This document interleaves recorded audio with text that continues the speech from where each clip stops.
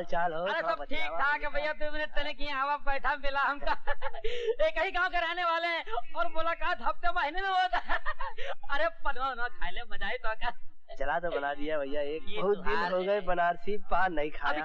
ये तो कलकत्ता सादा कतरी सुपारी। हाँ ठीक है, पनवा खा ले भैया। और क्या हाल चाल हो? खतवा दांत है कि नहीं? खतैया आ रहा भैया, खतैया तो काम से आ रहा। तो हर भाभी तो भैया थोड़ी तबीयत हरी कर। पनवा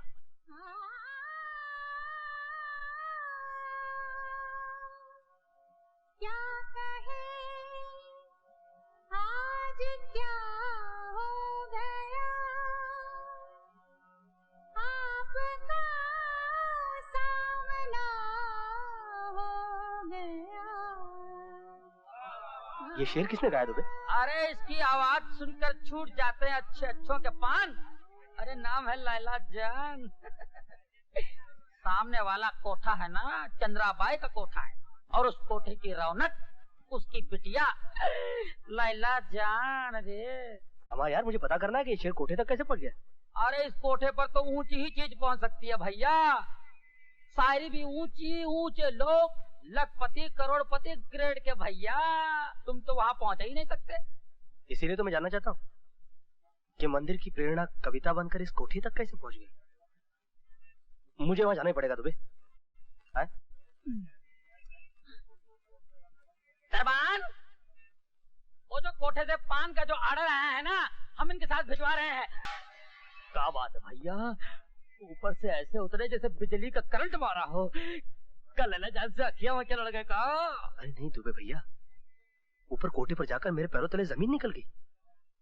इस लड़की को तो मैं हमेशा मंदिर में देखता रहा, एक पवित्र देवी के रूप में। वैसे भैया ये लड़की कोठे में बैठ के भी पवित्र है। बड़े बड़े रईस यहाँ लाइन लगा कर चले गए, पर लैला जान की तरफ से सबको ठेंगा। पूजा के लिए मंदिर में जाती है और नाम है लैला जान। ये क्या राज है? असली नाम लीला है भैया, पर इस कोठे के धंधे ने उसे लैला बना दिया है। अब उसमें उसका कोई दोष है? तब तो दुबे, लैला को मंदिर में देखकर मेरे मन में जो भावनाएं जागी थी वो ठीक ही थी। लैला कीचड़ में खिला हुआ एक कमल है।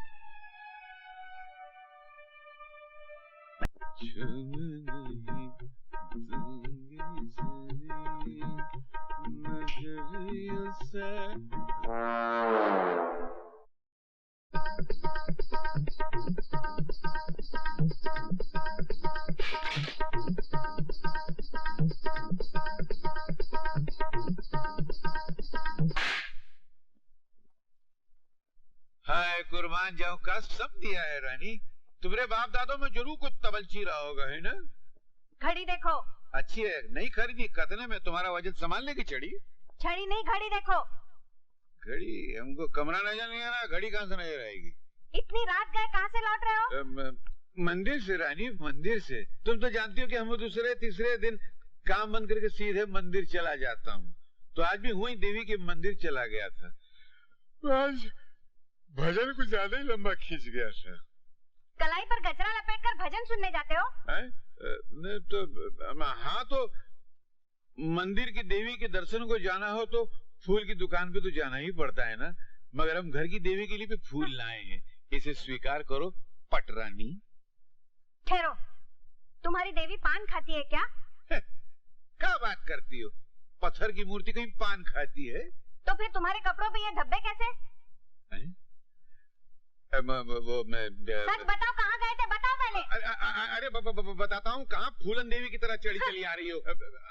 हाँ याद आया, ये पान नहीं है तो खून है। किसी कसाई की दुकान पर गए थे? अरे बाबा, काहे को अपने खानदान वालों का नाम लेती हो? अरे नहीं, बताते हैं काहे के। वो ऐसा दर्दीला भजन गाया जा रहा था कि मन भर आया। आंख से आंसू बहने लगे और नाक की नक्सीर फूट गई तो खून टपाक टपाक गिरने लगा। ये है ना, हिया गिर गया। तो ये पान नहीं है, हमरा खून है। अच्छा, चलो जान। कहीं तुम मुझे उल्लू तो नहीं बना रहे हो? अरे नहीं, जो पहले से उल्लू हो उसको कोई क्या उल्लू बनाता? नहीं, मैं असल में क्या है, तुमको तो हम पत्नी बनाया, उल्लू तो हम हैं। अच्छा सुनो, भाषण काफी हो गया, थोड़ा राशन मिलेगा? अच्छा चलो। चल। अरे आओ प्रेमी भैया, सवेरे सवेरे कहाँ गए थे? लॉन्ड्री गए थे भैया, हमारी लैला जान का ड्रेस लाने के लिए। अरे वहाँ क्या कहते हैं कि रियाज चल रहा है, घुंघरू छनक रहे कोठे पर। आपकी ख्वाहिश पूरी करने के लिए मौत के कुएं में भी कूद सकता हूँ मैं। इश्क हो गया है मुझसे? ताज्जुब हो आपको? नहीं, ताज्जुब तो मुझे तब होता अगर तुम्हें मुझसे इश्क नहीं होता, क्योंकि मेरे करीब जो भी आता है वो मेरा आशिक बन के ही रहता है। शादीशुदा लोग भी मुझ पर फिदा हो जाते हैं, तुम तो फिर भी कुंवारे हो। चलो, मेरे चाहने वालों की लिस्ट में एक इजाफा और सही। आशिक बने हो, बने रहो। शुक्रिया, करम, नवाजिश। लेकिन ये याद रहे, मेरे और तुम्हारे बीच जो फासला है वो भी बना रहे। चांद को छूने की कोशिश मत करना, अपना मकाम कभी मत भूलना। मुझे इतना छोटा आदमी मत समझिए। हो सकता है कल आपके इश्क में मैं भी कुछ बन जाऊं, बेनी बाबू जैसा मकाम हासिल कर लूं। बेकार के सपने मत देखो। मेरे चाहने वालों में सबसे ऊंचा दर्जा बेनी बाबू का है। औरों के पास तो सिर्फ धन है, बेनी बाबू के पास फन भी है। बेहतरीन शायर है वो। यानी कि आपके नजरों में बेनी बाबू अच्छे शायर हैं? अच्छे, बहुत अच्छे। उस दिन उनकी ताजा गजल महफिल सुनती तो झूम उठती, बस झंझोटिया सेठ ने सुनाने नहीं दिया। तो फिर ठीक है, कल सुनवाइए और झुमवाइए महफिल को। और अगर आपकी इजाजत हो तो कल का तमाशा मैं भी देखूं। एक ही शायर ने दोनों गजलें लिखी हैं। अरे अपने बेनी बाबू है ना, वो शायर है, उन्होंने झंझोटिया सेठ को गजल लिखकर दे दी होगी। पागल हो गए हो? दोनों की आपस में ठनी रहती है। झंझोटिया सेठ को तो बेनी बाबू कभी गजल नहीं देंगे। तो फिर कौन हो सकता है? इसका तो साफ एक ही मतलब निकलता है कि जिस शायर ने झंझोटिया सेठ को गजल दी है वही बेनी बाबू को गजलें देता आ रहा है। कौन हो सकता है वो गुमनाम शायर? आदाब अर्ज़। क्या मतलब? जी मेरा मतलब है कि मैं भी इस नतीजे पे पहुंचने वाला था कि जरूर कोई तीसरा छुपा रुस्तम है जो इन दोनों को गजलें लिखकर देता है। आदाब अर्ज़। लैला जान,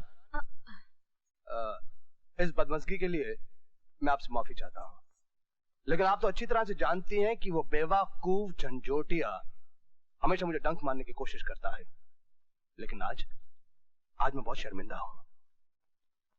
प्रेमी जी? माँ से जाके कह दो कि आज मेरा मुजरा करने का मूड नहीं है, सबसे जाने के लिए कह दे। जी फौरन भेज देता हूँ। अगर आपकी इजाजत हो तो शुरुआत बेनी बाबू से करूँ? नहीं, एक मिनट पूछो। मुझे इनसे कुछ जरूरी बात करनी है, तुम जाओ। जी बहुत अच्छा, बहुत अच्छा। आदाब। पली होगी। मैं ये कैसे कहूँ? आइए तशरीफ लाइए। आदाब अर्ज़। तशरीफ रखिए सेठ जी। ये सवेरे सवेरे कैसे आना हुआ? बस ऐसे ही कहा है कि राजगढ़ के ठाकुर जो है हमारे परम मित्र हैं, तो इस पूर्णिमा को उनकी बेटी का ब्याह है, उसके जश्न में लैला जान का जो मुजरा है वो हम फिक्स करके आए हैं। ठाकुर साहब को हम जबान दिया है। माफ कीजिए सेठ जी, मैं अपना कोठा छोड़कर बाहर मुजरा करने कहीं नहीं जा सकती। अरे अगर हम लैला जान होते ना तो नाच नाच के पूरे भारत को नचा देते। हंस रही हो मगर चलने को नहीं कह रही है। नहीं। चलोगी ना? नहीं। अरे यार समझाओ ना इसको। सेठ जी की बात रख लीजिए लैला जान, अब तो ये बेनी बाबू से बढ़िया शायर हो गए, कुछ कम नहीं है। सेठ जी, अगर आप चाहते हैं कि मैं राजगढ़ चलूं, तो फिर आप मुझे सच सच बताइए, जो गजल आपने मुझे दी थी वो आपको किसने लिख के दी? किसने लिख के दी? अरे क्या बात करती है, हम अपने हाथ से लिखा है, दिमाग से निकली है, 100% हम लिखा है। आपने लिखी है? फिर ठीक है, राजगढ़ मुजरे में गाने के लिए आप उसी खूबसूरत लिखाई में मुझे गजल दे दीजिए। बस इसी शर्त पे मैं चलूंगी। नहीं इतना आसान थोड़ी, हमारा दिमाग कोई फैक्ट्री थोड़ी है यहाँ बटाने के फड़ से कोई गजल निकल आएगी। उसके लिए मूड चाहिए, तब गजल उत्पादन होगी। मूड शूड आप आराम से बना लीजिए झंझोटिया सेठ, अभी पूर्णिमा के लिए कुछ दिन बाकी है। नहीं देखो बाकी है कुछ दिन। कभी 5 मिनट भी लगता है, 5 महीना भी लगता है, कभी 5 साल भी ले। अरे लैला जान कैसे तगाजे में फंसा दिया हमने, चारों ओर तो अमावस का अंधेरा छाया। देखो नाक बीच में आ जाएगी। अब मामला फिट हो गया, जरा हुआ देखो तो। ये क्या है? तुमने तो मुझे नौटंकी की नटनी बना दिया।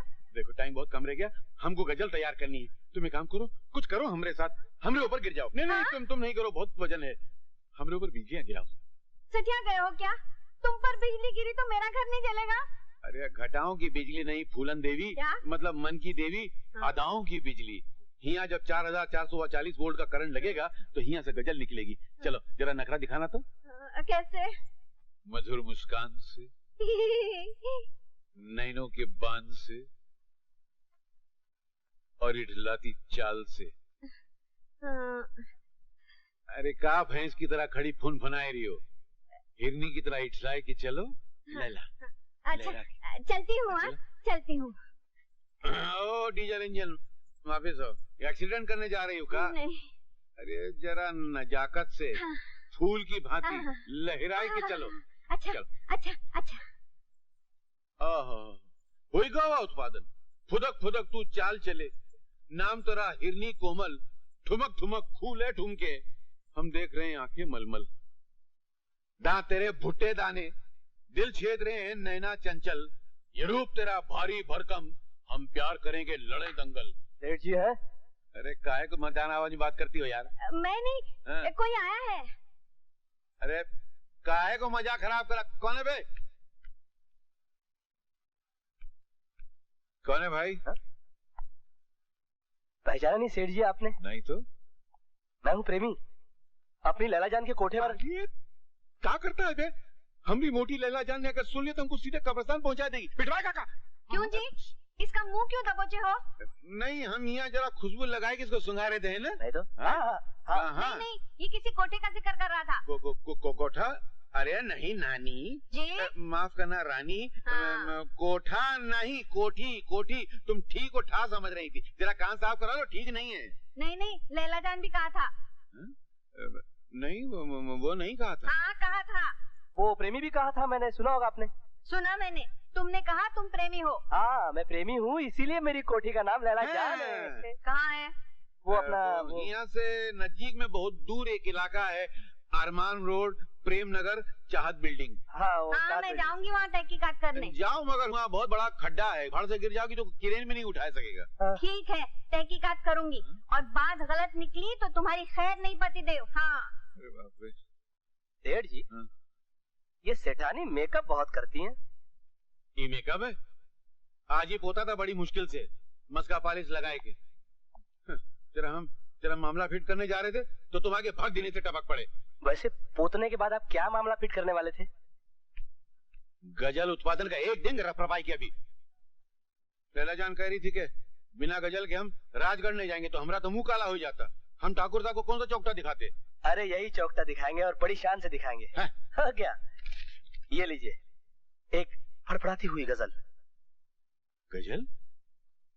ये तुम्हें कहाँ से मिली? आप ही के लेटर बॉक्स है। हमारे लेटर बॉक्स में? ये हमारे लेटर बॉक्स में रोज गजल कहाँ से आ जाती है? बस आ जाती है। इसकी लिखाई भी बिल्कुल वैसी है जैसे पहले गजल की थी। है कैसे? बस आप इसे अपने लेटर बॉक्स का चमत्कार समझ लीजिए। तुम हमको का उल्लू का पट्टा समझते हो का? नहीं सेठ जी, भला मेरी ये कैसे मजाल हो सकती है कि मैं आपको उल्लू का पट्टा समझूं? अरे झंझोटिया सेठ सारी दुनिया को चूना लगा दे, तुम हमको चूना लगा रहा है का? पहली गजल भी तुम लाया था ना, ये भी तुम लाया है। कर्नाटक है भला सेठ जी। अरे बोला सर का झुका खड़ा है। अगर आप मुझसे वादा करें कि आप लैला जान को कुछ नहीं बताएंगे तो मैं आपको सब बताऊंगा। चलो बात